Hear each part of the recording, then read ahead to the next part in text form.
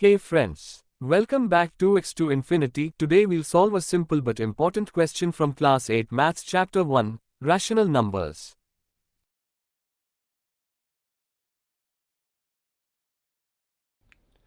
Dear students, I hope कि आपको मेरा पिछला वीडियो पसंद आया होगा।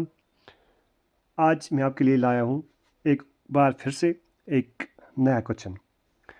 जो पहला पार्ट है वो है 2/5 इंटू -3/7 -1/6 इंटू 3/2 प्लस 1/14 इंटू 2/5।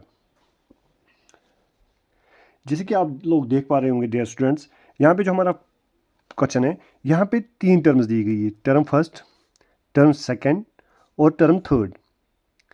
आई होप कि स्टूडेंट्स कि आपको पता होगा कि जब भी हम टर्म्स की बात करते हैं तो टर्म्स को अलग अलग करता है, सेपरेट करता है टर्म्स को साइंस, जो उनके बीच में साइंस होंगी, तो तभी उन टर्म्स को अलग अलग किया जा रहा है। अगर आप देख रहे हो स्टूडेंट्स, तो इन टर्म्स के बीच में जो साइन है वो है मल्टीप्लिकेशन का, और दैट मीन्स ये एक ही टर्म है, ये और ये टर्म एक ही है, क्योंकि इनके बीच में जो साइन है वो है मल्टीप्लिकेशन का साइन है। यहाँ पे भी आप सेम देख रहे होंगे और यहाँ पे भी सेम आप देख रहे होंगे।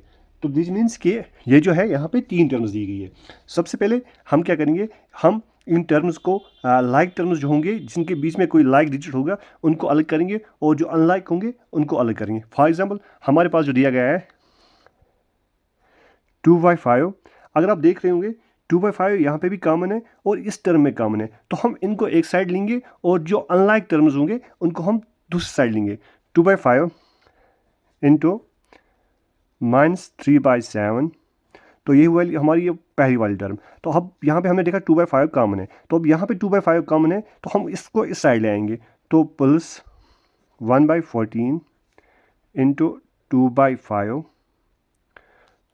यहाँ पे ये वाली टर्म बची है तो इसको हम एंड पे लिखेंगे 1/6 इंटू 3/2।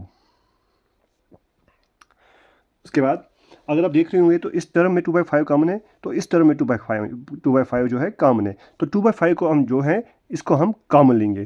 तो 2/5 को जब हम कॉमन लेंगे तो अंदर बचा, इस वाली टर्म में बचा -3/7, यहाँ पे बचा प्लस 1/14, एंड पे हमारे पास बचा है 1/6 इंटू 3/2। तो यहाँ पे हमारी जो अगर आप देख लेंगे हमारा जो क्वेश्चन है वो है यूजिंग अप्रोप्रिएट प्रॉपर्टीज़। यहाँ पे जो प्रॉपर्टी यूज़ हो रही है वो हो रही है A into B plus C, which means यहाँ पे जो प्रॉपर्टी यूज़ हो रही है वो हो रही है property use distributive property.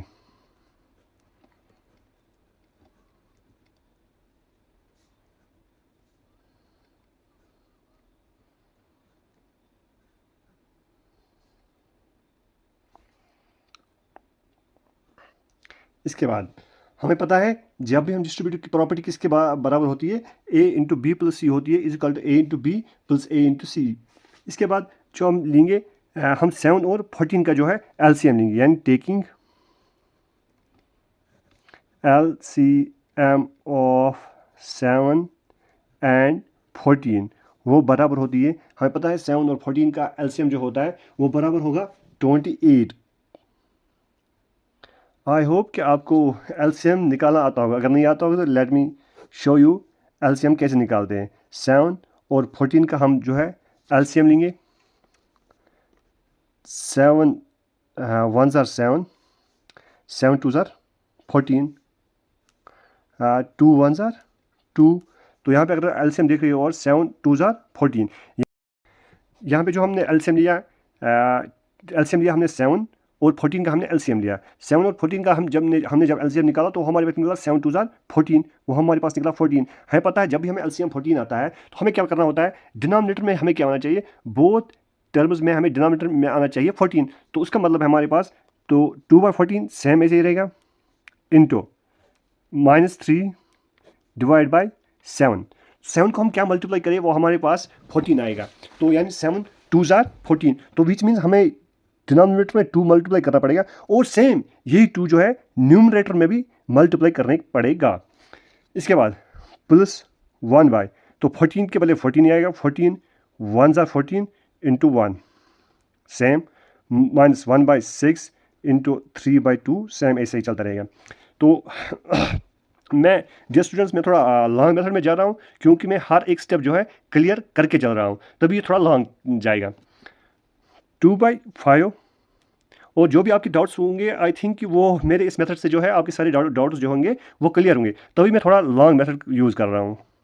Minus 3 2 -6, क्योंकि बड़ा जो है 3 है और 3 जो है हमारा नेगेटिव है, तो वैल्यू जो है साइन जो रहेगी वो नेगेटिव की रहेगी। -6 divide by 7 2 14 plus 1 1 1 divide by 14 1 14। यहाँ पे सेम ऐसा ही चलता रहेगा, -6 इंटू 3/2। अगर आप चाहते हो तो आप ये ऊपर भी सॉल्व करके एक ही टर्म नीचे ला सकते हो, पर मैं सॉल्व नहीं कर रहा हूँ अभी ये वाली टर्म को, मैं इसको इस साइड को छेड़ ही नहीं रहा हूँ अभी। आई होप कि आपको यहाँ तक पूरा क्वेश्चन में कोई कन्फ्यूजन ना रहा हो।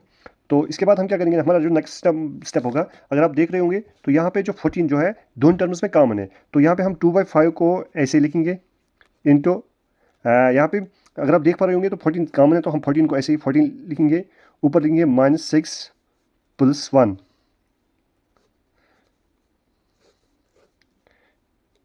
-1/6 इंटू 3/2 को हम ऐसे ले रहे हैं, ठीक। तो उसके बाद नेक्स्ट स्टेप होगा 2/5 इंटू प्लस माइनस माइनस, तो यहाँ पे जो बड़ा वैल्यू है प्लस का वो 6 है, तो साइन जो है वो 6 की रहेगी, यानी माइनस की रहेगी, प्लस माइनस माइनस 6 - 1 तो हुआ 5/14 -1/6 इंटू 3/2, ठीक। 2 से हम क्या करेंगे, 2 1 2 7 14 5 1 5 1 तो यहाँ बचा हमारे पास -1/7, तो यहाँ पे बचा -3 1 3 डिवाइड बाई 6 2 12। तो यहाँ पे हम क्या करेंगे, हम फिर से एलसीएम लेंगे, यहाँ पे 7 और 12 का हम जो है फिर से एलसीएम लेंगे, यानी टेकिंग नहीं, हम यहाँ पे हम फिर से थोड़ा करेंगे, 3 1 3 4 12, हम यहाँ पे एलसीएम लेंगे 7 और 4 का एलसीएम लेंगे, यहाँ पे टेकिंग LCM ऑफ 7 एंड 4, और 7 और 4 का एलसीएम जो होता है वो होता है बराबर 7 4 28 के बराबर होता है, तो विच मीन्स -1/7 को हम क्या मल्टीप्लाई करेंगे, वो 28 है, 7 4 28, तो ये 4 डिनोमिनेटर में, ये 4 न्यूमिनेटर में, -1/4 को मल्टीप्लाई क्या करेंगे वो 28 है, 4 7 28, तो ये 7 ऊपर भी, तो इसके बाद 4 1 4 but -4 divide by 7 4 28 minus 7 1 7 divide by 7 4 28। उसके बाद नेक्स्ट स्टेप जो होगा, मैं यहाँ पे नेक्स्ट स्टेप लिख रहा हूँ, तो नेक्स्ट स्टेप जो होगा वो होगा यहाँ पे फिर से जो हमारे पास जो डिनोमिनेटर है वो सेम हो रहे हैं, तो हम डिनोमिनेटर जो है कॉमन लेंगे 28, ऊपर -4 -7 विच इम्प्लाइज माइनस प्लस 7 और 4 11/28, बट जो साइन रही हमेशा बड़ी डिजिट की रहती है, बड़ा डिजिट हमारे पास जो है माइनस है, तो -11/28 जो होगा वो हमारा आंसर रहेगा। आई होप कि आपको मेरा वीडियो जो है अच्छा लग रहा होगा, आपको समझ भी आ रहा होगा।